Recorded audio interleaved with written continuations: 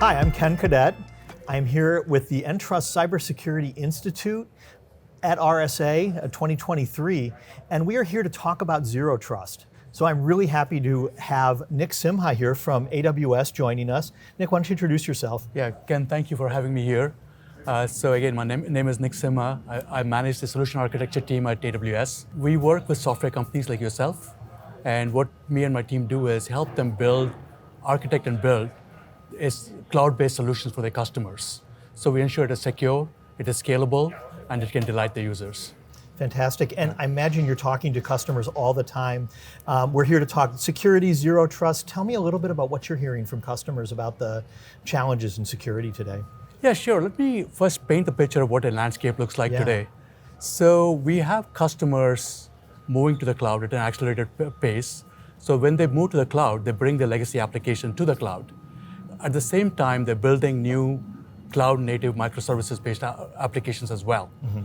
The second thing that you have is you have the data. The volume of data in the enterprise is exploding, and customers are realizing that this is one of the most strategic assets there. So how do you protect the data? And if you really think about it, the workloads, the people, the devices, everything is a conduit to the data. So protection of data is very, very paramount. And the final thing I would say is the hybrid workforce.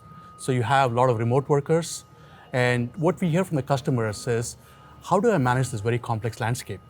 How do I kind of detect the threats, no matter where it is coming from, whether it's an old legacy application or a new cloud-native thing, so I can quickly act on that? How can I get actionable insights from all the data that all these tools are collecting? Then you also have the tool sprawl as well. Customers are trying to consolidate it and consolidate the sprawl. So there's a lot going on.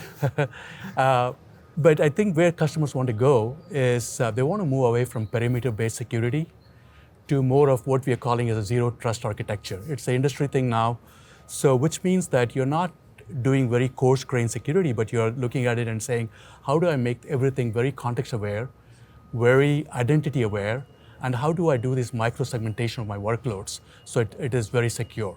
So that's what what my team does, and that's where your partners like yourself are extremely valuable to our customers, is because this is a journey for them. So we go with our solutions, our services, as well as partner solutions to help them to evolve to a zero trust architecture.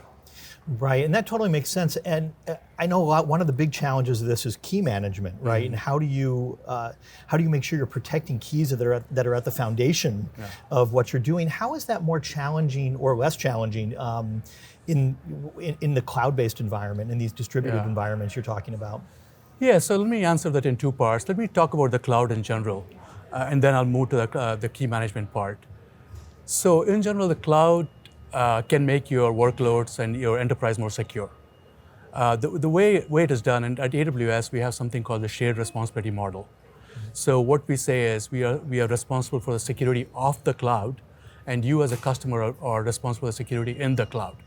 So what it means in practical terms is we take care of your VMs, we take care of the hardware it runs on, the networking, the facilities it runs on. So right off the bat, it takes away all the operational burden that you have to deal with, because this is not trivial. It's not really a lot of value add, it's undifferentiated heavy lifting. So now the security in the cloud depends on how you build your applications. So if you're building on, say, just our VMs, then you have to take care of the guest operating system and some of the packages and other things you load on that. But more and more customers are choosing to build our managed services, where we are taking care of the patching, the recycling of that, the key rotation, and all of that. So overall, their workloads are more secure based on that. One final thing about the cloud is that we talked about zero trust and how customers want to move there. It's a zero trust, as I said, is a journey. It requires multiple components, multiple solutions, and you need a lot of capabilities there. So part of that, what we provide is things like how do you microsegment your network? How do you secure a particular workload? So we have things like security groups.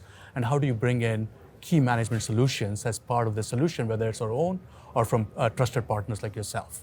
So you talked about the shared responsibility model, and of course, if I'm a company, I have data with you, but I'm responsible for that data. I don't, I need to keep complete complete responsibility for whether that's secure or not. So talk about how that works. How do you balance out those considerations when thinking about how you're managing, the security of the data, the keys for the data, and that sort of thing? Sure, I'll focus on that. The whole data thing is much broader. The whole governance of the data and the security of the data. But in terms of security itself, encryption is the foundational element of this. That's where key management comes in, because you need keys to encrypt your data. So the question now is, who has access to those keys? What is your key management policy around that? So you can have it, you can make AWS responsible or your other cloud service providers responsible, or you can manage your own keys.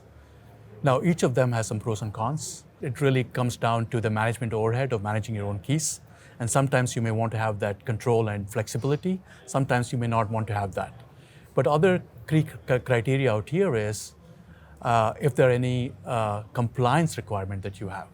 Because sometimes, because of the industry you operate in or the geography you operate in, you may actually have to manage your own keys. But regardless of that, I think what is really critical and key, important here is making sure that you're following the right best practices around the life cycle management of the key itself, the key generation, the distribution, access, and you're rotating these keys on a regular basis so they're not, they don't get compromised. So all these things are very important, whether you're managing the key yourself or you're letting us manage the keys for you. Yeah, absolutely. Best practices would make a lot of sense regardless of how you do it. Let's lens out a little bit in the broader zero trust framework. Amazon has the AWS model, has a marketplace model where there's a lot of opportunity to bring in different kinds of services. How does the marketplace model support a zero trust approach? Yeah, so a great question. I think first I'll talk about marketplace in general and then go to the zero trust part of it. Marketplace has become absolutely the best way for enterprises to procure any software, whether it's security software, observability, SaaS applications, and so forth. And the reason is simple, right? We provide a lot of choice. We have over 3,000 ISVs on the marketplace, which provide a variety of deployment models, whether it's machine images, APIs, SaaS application, and then you can consume it, bring your own licenses, consume it by the minute, by the second, or have a longer term plan as well. So customers love it, enterprises love it because they can centralize the procurement. And what we have found is it takes about 75% less time to onboard a new vendor versus your traditional ways of bringing on a new vendor. And enterprises save about 10% in the license cost because of the different consumption models we provide you. So now, coming to the zero trust part of that, the key tenets of zero trust is to go towards more fine-grained controls, because we are moving away from coarse-grained perimeter-based control to kind of segmenting, micro-segmentation at the networking level, as well as your workloads. So one of the ways our customers do this on AWS is through account boundaries. So they'll create multiple accounts. So if I'm in engineering, I have my own account. If I'm in production, I have my own account. So now the challenge is, how do you manage this complex set of accounts? So we provide things like Control Tower. We have a service called Control Tower that helps customers manage this multi-account setup and also govern it according to the policies that they have. Now, when you buy something from Marketplace, it plugs right into that. So now any Marketplace solution you buy, it's very easy for it to comply with your corporate governance and security policies. So at the same time, with using the different accounts, if you're attacked, one account, if one account, by whatever horrible reason gets compromised, the others aren't. Yes, the blast radius is reduced, right? Yeah, correct. The blast radius gets reduced. You have better governance. So also, we talked about compliance earlier. So maybe you have compliance requirement on what you're running. I want to say that I don't want the data running here to go to a different geo because I have data residency requirement.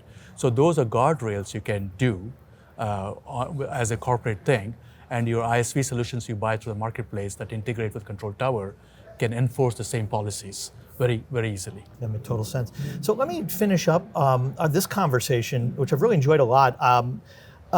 Give us a little bit of, what's your advice, or what would be your takeaways that leaders should be thinking about as they look at their own zero trust journeys, looking ahead? Yeah, we used to say at AWS that security is job zero. So it is more important than your highest priority job. And for a reason, right? I mean, the economic impact of security breaches has been enormous, running into trillions of dollars, not to mention the reputational risk. Now, when it comes to zero trust, it's an approach. It's not a single product. It's not a single solution. It's really how you think about your security. It's a journey, right? So it requires multiple things.